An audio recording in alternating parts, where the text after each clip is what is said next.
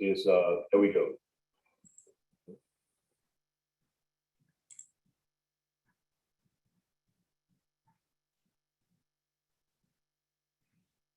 All right. Well, good morning, everyone. Glad to see so many people joining us this morning. And sorry, we're just a minute late. We had a technical difficulty getting started. Kendall and I have actually been talking for the last 7 minutes about this webinar when we realized it wasn't running yet. And so I apologize about that.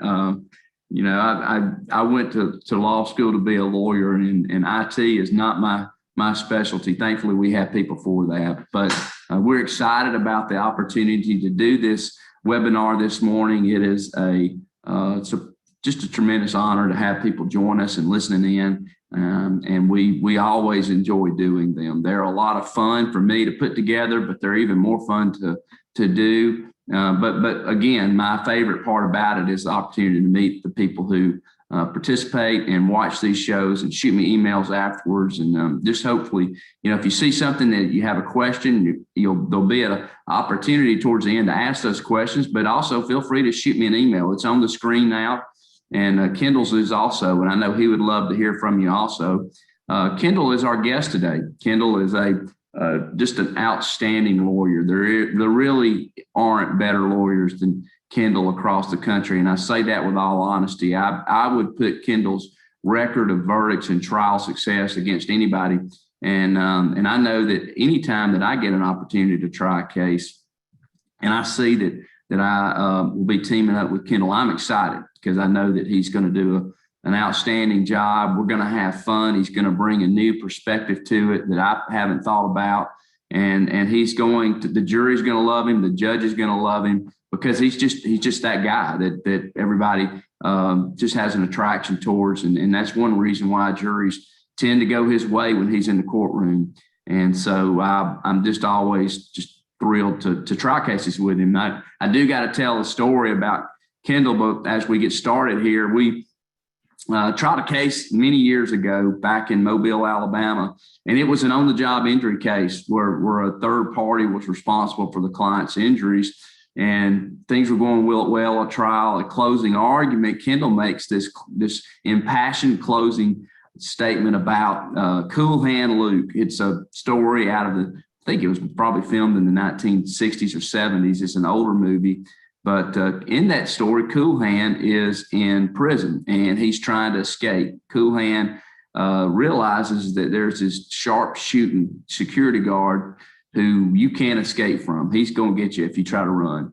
So what he has to do is Cool Hand has to get the security guard to run out of bullets before he can make his escape. And so Cool Hand comes up with this really creative way to tie a string to a bush that he's about 10 feet away from. He puts a piece of cloth on it where the security guard thinks that Cool Hand is behind the bush, and he'll twitch it, and the security guard ultimately runs out of bullets, and Cool Hand makes his run. The point of the story as it relates to trials is that's exactly what defendants do. We are the security guard. We got the dead aim on them. We know the truth, but they got to talk about stuff that doesn't matter. They've got to muddy the waters. They got to use misdirection to get you looking in the wrong direction, talking about things that don't matter. And so that's a really cool analogy that Kendall taught me. But the problem is the first time that I ever heard about that story was listening to Kendall, and I didn't really take great notes. So I get in a trial a few years later in South Carolina, and I think that's exactly what the defendants are doing. And I hadn't planned on using it, but in my closing, I just kind of spontaneously tell the Cool Hand Luke story, and I just get it all wrong. I mean, I get it all wrong. And after we won the case, thankfully, but after it was over with, one of the jurors came up to me and said, "Mr. Lover, have you ever even seen Cool Hand Luke?" And I said, "No, I hadn't. I got to confess." And he goes, "You got it a little wrong." And so anyway, I went back after that. I watched it, and I can get your analogy right this time. But anyway, I learned a lesson from Kendall. I always learn lessons when I try cases with him, and looking forward to learning more today about on-the-job product liability cases. I guess the first thing, Kendall, I want to ask you is Tell us why these are so important. Well, Chris, these cases are important for the reason of workers' compensation. We all know that if you're injured on the job, you automatically have a workers' compensation case. Unfortunately, workers' compensation rarely adequately compensates the client and or his surviving heirs in the event of a traumatic injury or a death. So if you really want to be able to compensate your client and or his or her family, you have to look to determine whether or not there's a third party claim that can be pursued outside of the workers' compensation statute. Yeah, that's exactly right. I mean, it's those limitations really make it important that we find additional ways to get the full value for the client's injuries or death. I see a lot of these cases as I open files. I don't work a tremendous number of them. I know that you do. You work those cases here in Georgia. You're licensed in Georgia and grew up here in Georgia. You spend a lot of time in this state working these cases, also in Alabama and all over. And what I see opening these is one of the more common causes of on-the-job injuries that you can find additional compensation for is problems with machine guarding. So let's go to that slide if we can and tell us a little bit about machine guarding. Yeah, machine guarding is very important, and it's very important that manufacturers pay attention to the standards and the history of machine guarding and the purpose of machine guarding. Anytime you have a machine guarding case, you're going to be able to bring up standards and the history of the process that go back to the early 1900s. I found standards that you can barely read the piece of paper that is written on because it's so old.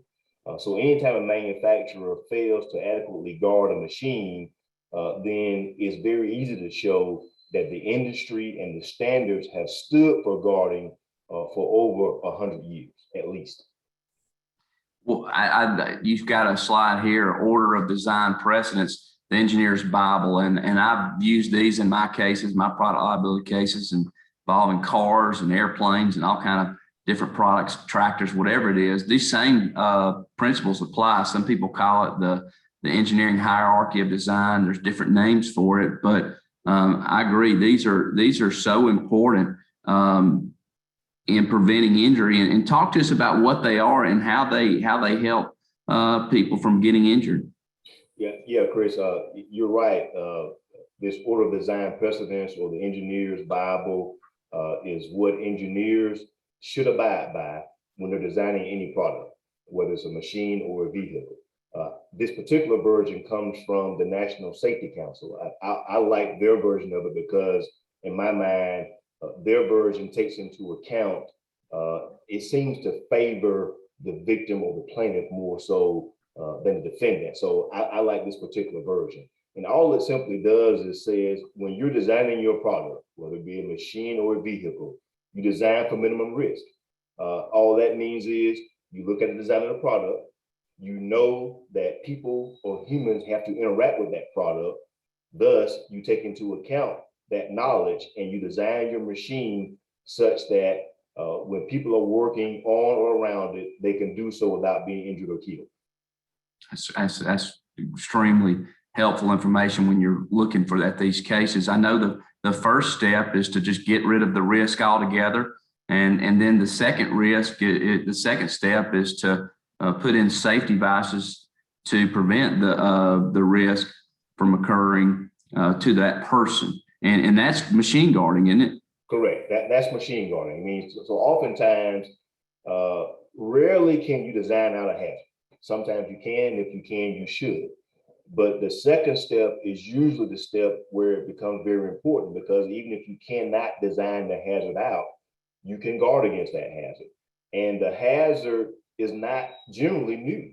You have in-running nip points, which is two rollers going in opposite directions, or you have some type of way to keep someone from a cutting, ripping, crushing, or other injurious function of a machine. And so if you can keep the person from that hazard, then you've effectively guarded that hazard and you've ensured the safety of that operator. And then, it gets to the third and the fourth step, and then and it's warning and good operating procedures. And so again, I can see how important those are as well. They are important, Chris. And steps 3 and 4, we always argue, if you rely on steps 3 and 4 and not steps 1 and 2, someone is still going to be injured or killed.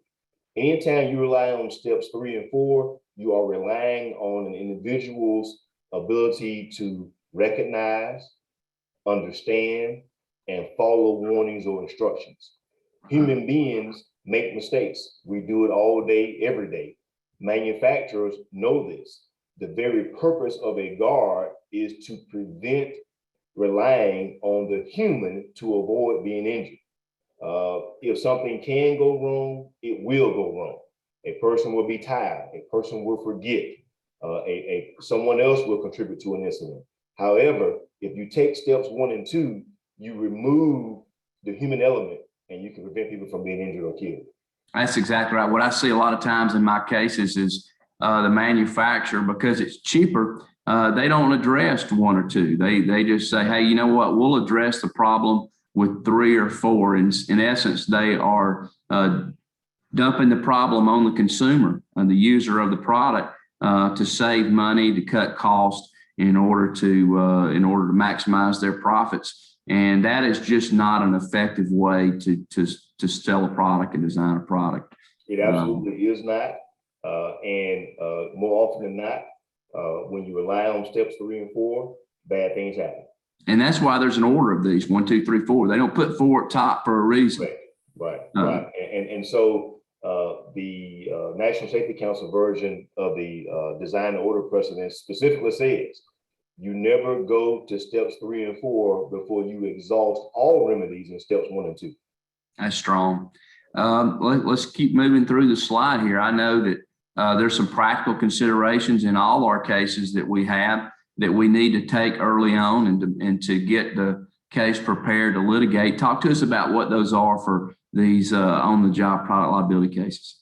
Yeah, Chris. When you have an on-the-job injury case, you have your client. Hopefully, your client survived the incident, and he or she is a very important source of information.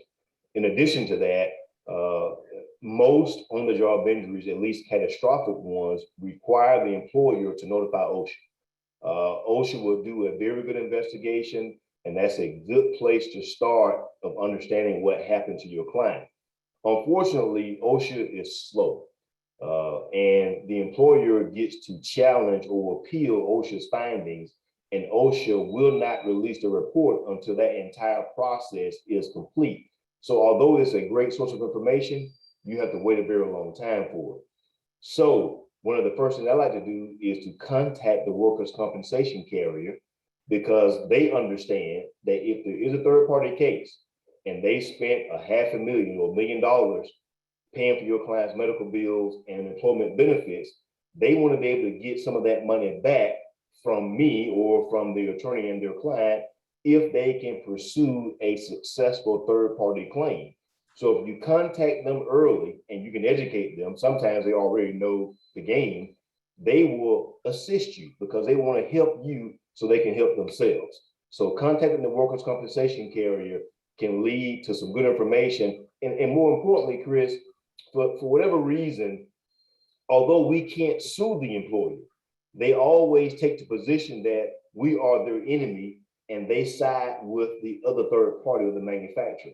If you can get in early and cut that off and make them at least be neutral, it can help you in compensating your client on the back end. That's good. That's good. And you talk about here finding the right experts and identifying the machine. You got to get in to see it to do both of those things, really, right? Yeah, you have to. I mean, you sometimes I get a description of a machine, I know exactly what it is. Sometimes you're fortunate enough to have worked on this particular machine or design before. But if you have not, then it's very important to be able to get in there, look at the machine, understand how your client interacted with the machine so you can understand whether or not you have a claim. I like to take a very qualified mechanical engineer with me so that person can help me understand what happened. and they can start the process of identifying which standards apply to this machine and whether or not the design violated an industry standard. That's good. We've got a question here, and I think it's a good time to kind of go answer it here. We've got William Smith asked, light curtain guards are not supposed to be used in isolation on full revolution presses, but most light curtain guards do not adequately warn the end user. Have you ever tried to sue a light curtain guard manufacturer for failure to warn the end user that light curtain guards might not work on full revolution presses? Well, that's a very good question. So if the industry knows that light curtains don't work well for a particular hazard, then the manufacturer has not properly guarded the hazard. And it's not the warning that I would go after. I will go after the decision to choose light curtains when it's known that light curtains don't fully guard this particular hazard.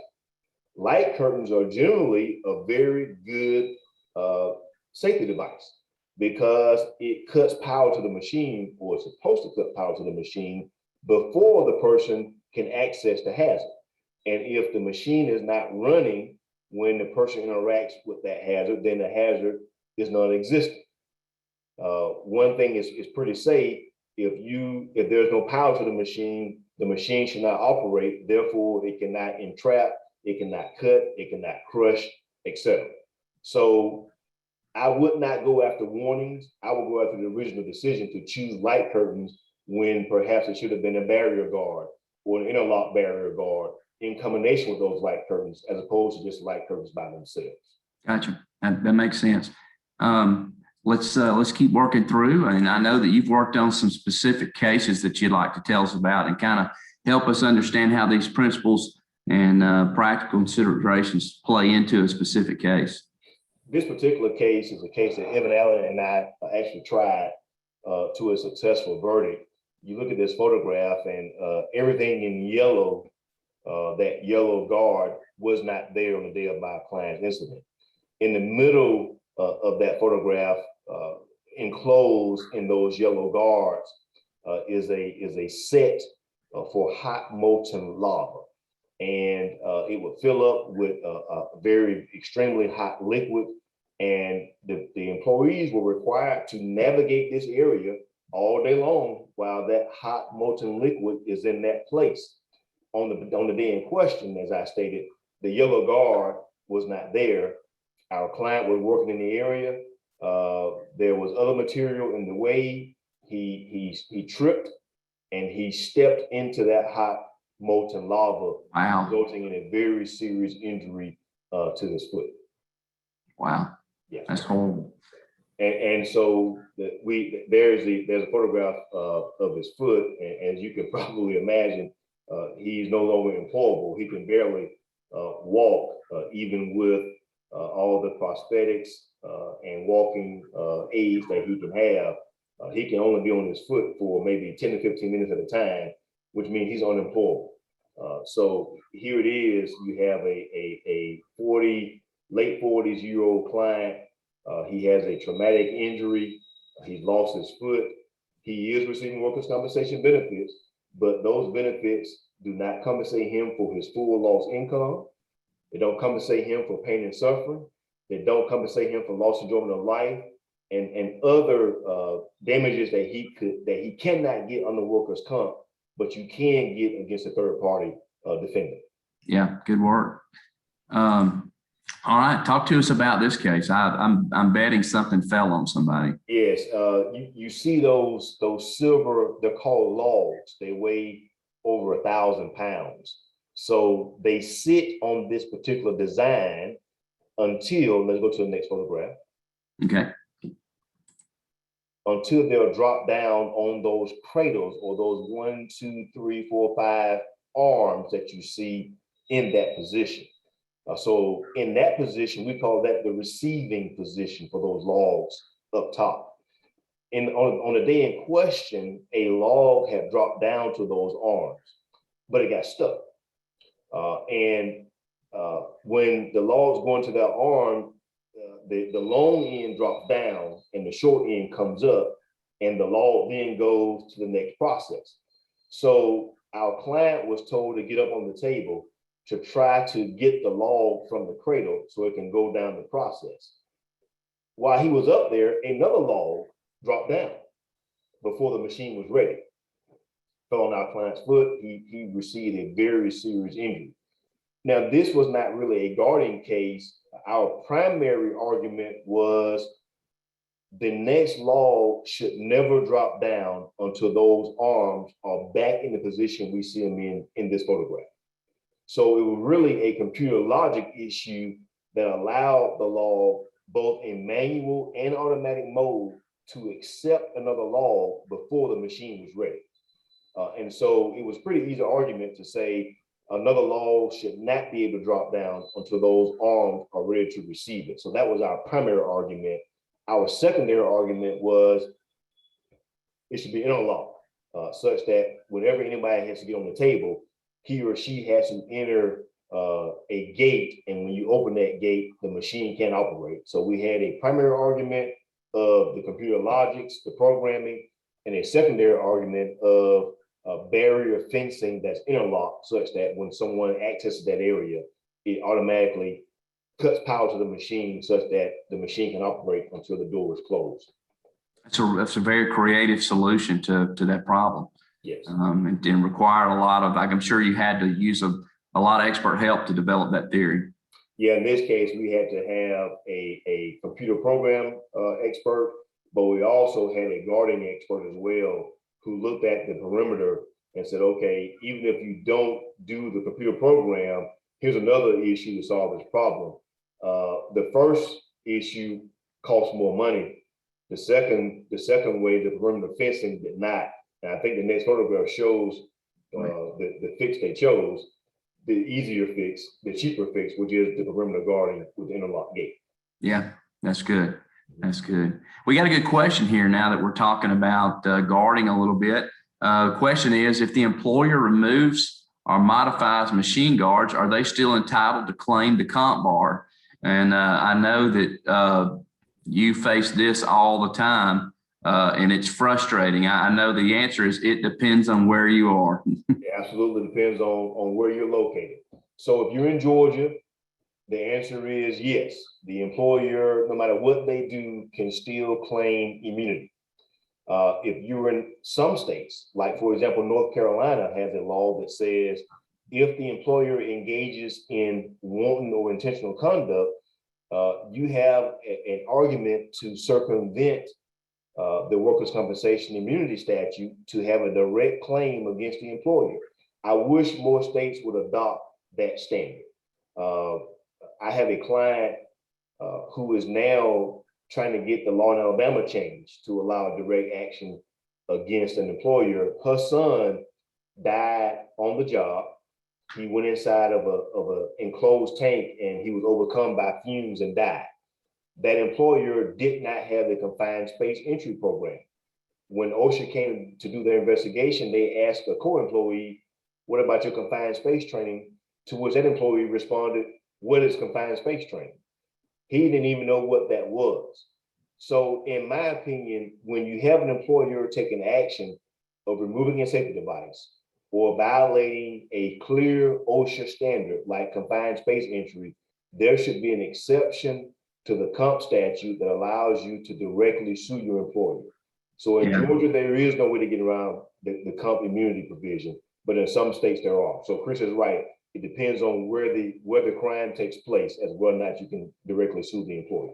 Now, I had a case early in my career, Kendall, where it was a machine press that they were making metal lawn chairs, and they would put the machine into, or the metal lawn chair into a press, and then they had a dual hand press that they're supposed to have to make, and then the press would come down and mold the metal. The purpose of the dual hand press was to make sure your hands were out of the way.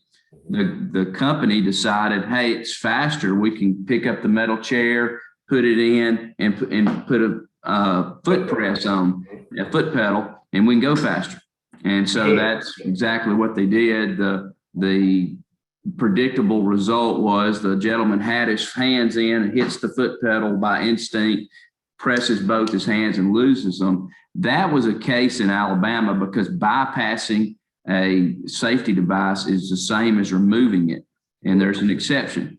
In the state of Georgia, that person would be limited to comp, and that's disappointing. I think that that's something that I wish that we would address for our citizens that are injured on the job. They trust their employers.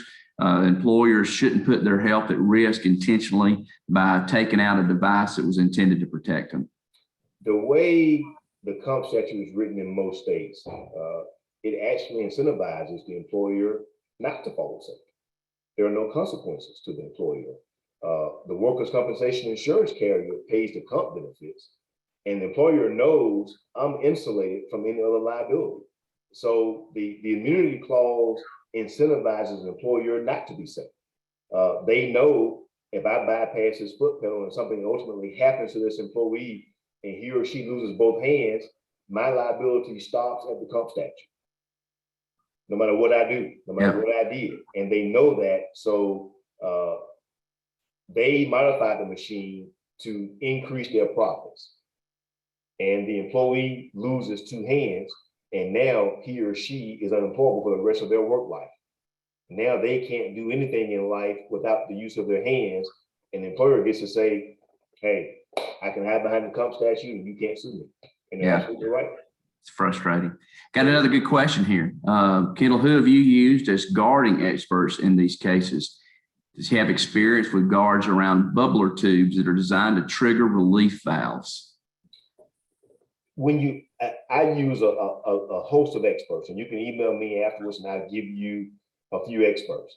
But when you talk about machine design, it may be that my expert has never designed that particular machine, but it's not the machine that makes the difference. It's what the machine does. Anytime you have two rollers running in opposite direction, that's an in-running nip point. You can put it on 1,000 different machines, it's still an in-running nip point. When you have blades that cut, you have to guard those blades. It can be a band saw, a table saw, whatever kind of saw you name it. Doesn't matter on what machine it's on, it's the hazard that makes that expert relevant. So I guarantee you, I have multiple experts that can address that hazard or that defect that you pointed out. Yeah. And for information, Kendall's email is kendall.dunson@beasleyallen.com. And you can see how to spell Kendall Dunson there on the bottom left of his photograph here. All right, let's go to the next slide. Well, we've got that's the end of our presentation here. It looks like we've got some chat, and I don't know if there's questions in there. Let me look here. Looks like there's some discussion here, and I don't see any new questions in the discussion. So, does anyone have any questions? We'd be happy to answer them.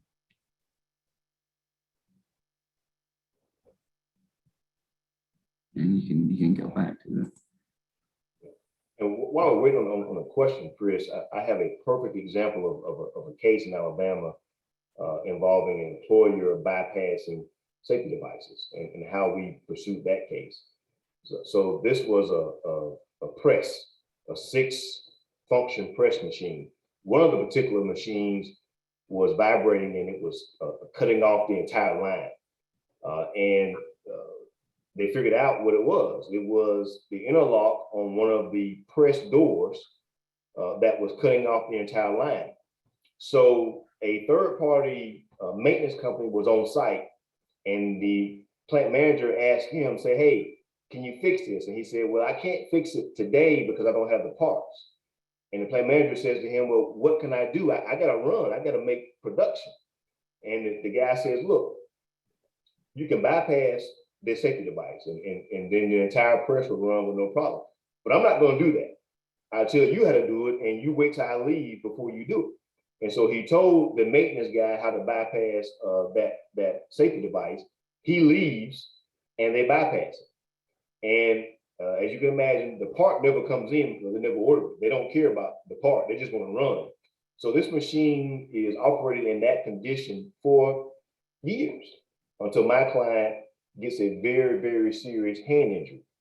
And so I was able to sue the plant manager and the head of maintenance, along with that company that told them how to do it. In Alabama, you still can't sue the employer for bypassing a safety device, but you can sue the co-employee that bypassed a safety device. But there's a catch here. If it's a low-level employee who did the bypassing and you sue that person, chances are the insurance policy, the general liability policy, won't cover that employee. So I sued the plant manager and the head of maintenance, two high-level employees, that they threatened me the entire case. We're going to withdraw our coverage because this is intentional conduct that we don't cover. But because I sued someone high enough on the totem pole, they never withdrew their coverage and they ended up paying that claim for those two employees' conduct. You know, in Georgia, it's really important to tie the conduct back to the manufacturer of the machine because these alterations can be a defense for them. But what if the alteration is foreseeable to the manufacturer? I know that sometimes a foreseeable alteration isn't necessarily a defense to the manufacturer if they know that it's that people are actually doing it in the real world. So have you ever looked at that situation? I have, and take, for example, Chris, the two-hand press case you talked about, where there are two-hand controls, and the purpose is if your hands are here, then they're not there. Employers bypassing those two-hand controls for a foot pedal is something that happens all the time, and the industry knows that. The manufacturers know that. So if they do the two-hand activation action, but they don't want an instructor never to bypass that particular operation, that could be a claim. Or let's say the two-hand press is what they go with, but it could also be guarded with a light curtain. So just because the manufacturer used the two-hand press, but there were other safety devices that would have been better, or it was known in the industry that people commonly bypass that function, that means that they could still be on the hook as well. That's good. That's good. Got another question here. It says, can you talk to us about using insurance inspections? Insurance inspections are favorable, and because in some states, if an insurance company comes out and does an inspection for their insured, which is the employer, and they say, hey, here we have a machine that should be guarded. I want to make sure we don't have any claims, so you should go out and hire somebody to come out and guard this particular area. Then that could create liability on the employer if you're in the right state. Sometimes it can create liability on the insurer in certain states. So if you're in a state that allows you to go after a third-party insurance company for doing an inspection and identifying a hazard that the employer does not follow up on to ensure safety, in certain states, that in and of itself can create liability on the employer and or the insurance company. Yeah, I had a case one time, a little bit different situation, but I had a bank inspection that I ended up using. Actually, the bank was putting a loan on a facility, a manufacturing facility. They sent in an inspector to look at the facility in order to determine the actual, I guess, the worth of the building itself that they were putting the loan on. And in the process, they noted some problems with it. And one of them was a safety issue that they put on notice the company about, and they didn't do anything about, which was helpful. And it was not an employee case, so I didn't have to worry about the comp bar, but that was a time where a kind of a unique inspection came and helped me. And let's see, I don't see any other questions here. But I'll give everybody a second here. We really enjoy this. I really impressed with the number of questions we had here. And I want to thank Kendall for jumping on with me today and sharing with us his knowledge. He is a tremendous resource when it comes to these cases and has done so many of them. Thank you all again for joining us this morning. We love doing this. We got another question here. Let me get to this. Our defendants allege that our clients' employees damaged the bubbler tube while cleaning the machine with a metal rake, suggesting the rake collided with and bent the tube, causing failure of alarms that controlled nitrogen leak. there is no evidence that manufacturer trained either the employer or the employees on proper safe cleaning. Should the manufacturer provide training? Kind of gets to point number 4, doesn't it? Yeah, it does. They should provide training. For example, the manufacturer knows that the machine has to be clean. And so that's a process that's foreseeable, and it should be addressed in the manual for that machine, or it should be addressed in the startup or the delivery, or explain to the employer, this is how you safely use this machine. So, you know, the employee using a rake to clean, I don't know if that's approved or not approved, but in every case you have, I had a client who thought I was a genius. You know, one time we were talking about his case before we filed it, and I told him what the defense was going to be, and I explained to him, I'm not a genius. I just know that in every case I've ever had, the manufacturer always blames the employee, and will commonly blame the employer. The manufacturer will blame any and everybody they can other than themselves. So it happens in every case. So they're going to blame your client. You have to show that your client's conduct was not unreasonable, and showing that this is what the employer taught me to do shows that his or her conduct was not unreasonable. The issue, what's unreasonable, is the manufacturer not foreseeing or understanding that the machine has to be clean. And if the machine has to be clean, that means someone is interacting with the machine and gets close enough to be injured. And knowing that, you have to take into account the conduct of cleaning the machine, and thus you have to make the machine safe during operation, during cleaning, and during any function where the machine is operating and could potentially injure or kill someone. Yeah, and you know, going back to the engineering Bible that you talked to us about earlier, is it's so important that we look at the procedures and the instructions that come with it. That's point number 4. And again, if they don't do that, that's a violation of those standards that are set out that they should follow when designing, manufacturing, and providing the warnings and the procedures and instructions for a device. So, you know, you've got to hit all 4. If you can't, you design out a hazard. If you can't design it out, you guard against it. If you can't guard against it, you warn against it. If you can't warn against it, or you, in addition to warning against it, you should provide the instructions for its correct, safe use. And it's not one or the other. You got to get them all. Correct. And let me say this: I've never seen a machine with a hazard that could not be guarded. So although we say if you can't guard it, then you go to steps 3 and 4, I've never seen a machine where the hazard could not be guarded. So it should be a combination of all those functions that has at least something in step 1 or step 2 in it. To me, if you just got step 3 and 4, you just signed someone's death warrant, or you guarantee that someone's going to be injured.